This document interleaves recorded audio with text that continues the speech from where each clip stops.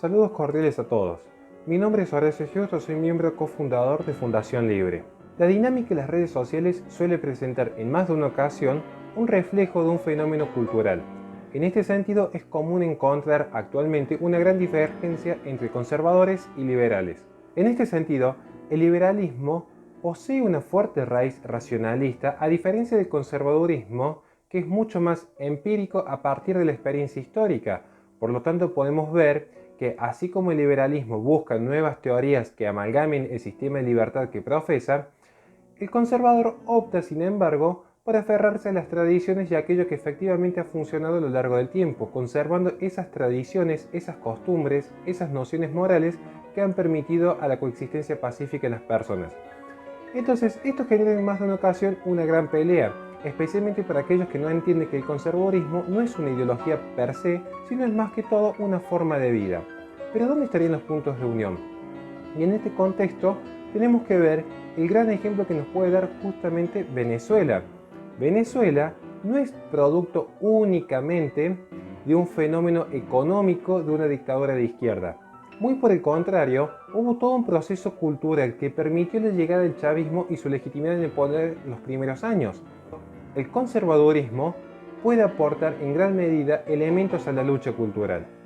Pensemos que para el conservador las nociones históricas, la herencia del devenir social, es más que crucial en la formación teórica del mismo.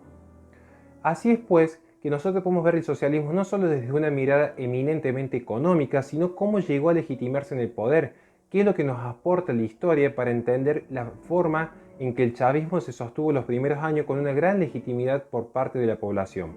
Entonces tendríamos que, a partir de este momento, ver en qué se puede unir el liberalismo y el conservadurismo. Claramente que el conservador, al ser una forma de vida, no posee una ideología económica, no posee una tesis materialista que la abastezca, por lo tanto la toma prestada. Aquí pueden aparecer grandes liberales como Hayek o Mises, que poseen una fuerte noción en cuanto a tradiciones que acompañen el pensamiento conservador. De hecho, es muy conservador el respeto a las instituciones intermedias, un Estado chico, un Estado eficiente, un Estado que no se intromete en la vida privada de las personas, que permite la libertad de expresión, que permite la libertad de culto y que justamente no vaya en detrimento de aquellos organismos intermedios que no dejan al individuo desnudo frente al Estado. Una gran preocupación que posee el conservadurismo es justamente la fe y la familia como escudos ante la embestida del poder político, algo en lo que totalmente es compatible con el pensamiento liberal. No podemos dejar de mencionar que para muchos liberales la moral no es un tema secundario, muy por el contrario, la economía se sustenta no solamente en la eficiencia de los recursos materiales, sino también en cuanto a un sistema de axiomas, un sistema de respeto al tercero, un sistema de respeto a las libertades, a la vida, a la propiedad privada, algo que es más que compatible con el pensamiento conservador. Así como se ha visto, si bien hay divergencias en cuanto al racionalismo liberal y las tradiciones del conservadurismo, ambos comparten ciertas premisas de lucha en común. Entiéndase, un Estado reducido, la libertad de expresión, la libertad de culto, la autodeterminación de instituciones intermedias que no tengan que estar supeditadas al poder político, y por lo tanto, si vemos el fenómeno de Venezuela, la principal forma de enfrentarse a semejante monstruo no es solamente con las tesis económicas, sino también validando los discursos conservadores que intentan reflotar las tradiciones y las buenas costumbres. Solo con instituciones intermedias vamos a evitar que vuelva a aparecer el fenómeno del chavismo en cualquier región de Latinoamérica. Teniendo conciencia histórica, algo que suele adolecer el liberalismo es la forma en la que vamos a rescatar aquello que ha hecho grande a las naciones en el mundo. Pensemos que los grandes fundadores que ha tenido América, pensemos en este momento Alexander Hamilton, fueron más tradicionalistas que liberales. Incluso el propio John Locke o Adam Smith no basaron su teoría solo en los cálculos costo-beneficios en términos mercantiles, sino que poseían previamente una tradición que hacía responder el respeto a la propiedad privada, el respeto a la vida, el respeto a la libertad. Tanto liberales como conservadores poseen culturalmente una gran enemistad con el progresismo. ¿Y cuál es la mejor forma de identificar al progresista promedio? En esto aparecen tres principales características. En primer lugar, el progresista es ante todo anticlerical. ¿Qué significa esto? No le alcanza simplemente con ser ateo, sino que tiene que inmiscuirse mediante el Estado para silenciar cualquier expresión de fe. Veamos entonces que el verdadero liberal, como el conservador, se van a oponer en este sentido a cualquier forma de censura en contra de la fe.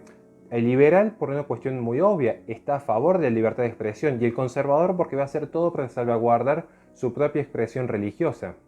En segundo lugar, el progresista es ante todo universalista, es decir, desea imponer su pensamiento en forma universal y desea que su teoría sea aplicada a todos.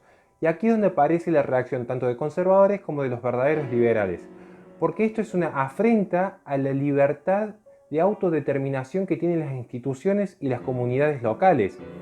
Sería un atentado a la libertad imponer la misma agenda cultural en Inglaterra, en Argentina, en Venezuela, en Japón o en Sudáfrica.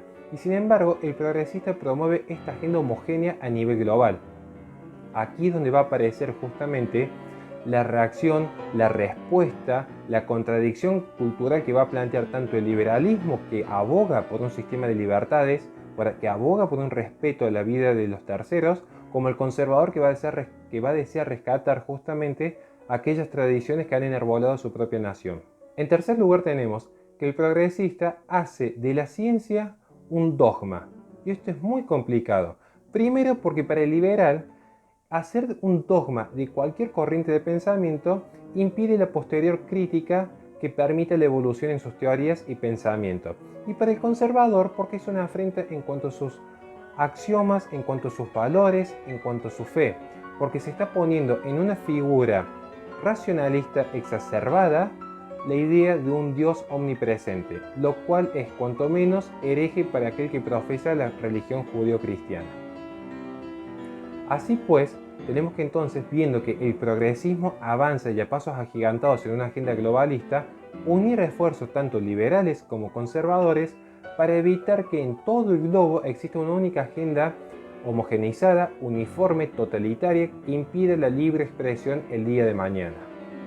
Quedarnos solo con el ejemplo de Venezuela y el chavismo es no ver a largo plazo lo que va a pasar si permitimos que agendas internacionales sigan avanzando. Justamente la mejor forma de defender las libertades es utilizar las experiencias históricas para no volver a cometer los mismos errores. En este punto hay que saber distinguir lo que es una batalla intelectual, en la cual sí puede haber grandes diferencias teóricas entre conservadores y liberales, a una batalla política, y en la política necesariamente se requieren alianzas en los puntos esenciales. Y en esencia, el verdadero liberalismo con el conservadorismo comparten las mismas banderas: la lucha por un Estado pequeño, la lucha por el respeto a la libertad de expresión, porque haya organizaciones intermedias y voluntarias en las cuales las personas puedan acceder.